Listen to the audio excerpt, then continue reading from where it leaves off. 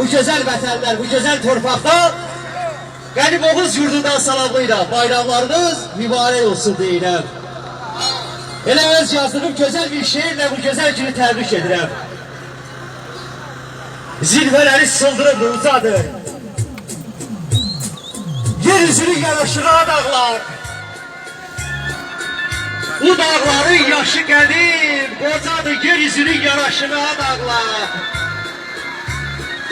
Başında var bulutlardan alt tacı. Gül çiçekti bu dağların yamacı. Çiçekleri bir derdin ərazı, yaralı qəhvərə məlhəm dağlar. Qanafil zirvəsi bir qətəl dağı. Əzəl yurt yerimiz Nazağa yaylağı. Ay Osmanlı, qartalların, ceyranların oynağı yaraşıqlı mənzərəli adağlar. Gəmi qaya xalqın qədim yaddaşı. Bir tarixdir, əfsanədir hər daşı. Bir aləmdir göy gönüllə yaraşı.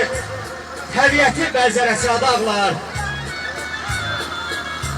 Durub baxıcıqla yenə yüz-üzə. Deyirəm gəlişəm görüşünüzə. Adağlar, söhbəti, sözüm var sizə. Dərdimin əlası sizlər adağlar. Gəzəsən yay vaxtı bizim dağları. Sənin havası var, bul bulaqları. Vardı zirvəsində hər zaman qarı. Necə gözəlsiniz dağlar, adağlar. Bayramınız mübarək. Sağ olsun ay müəllim. Təşəkkürlər. Gözəl günlər, gözəl anlar qismətiniz olsun. Amin. Sağ olun. Sağ olsun. Hörmətli təbrik.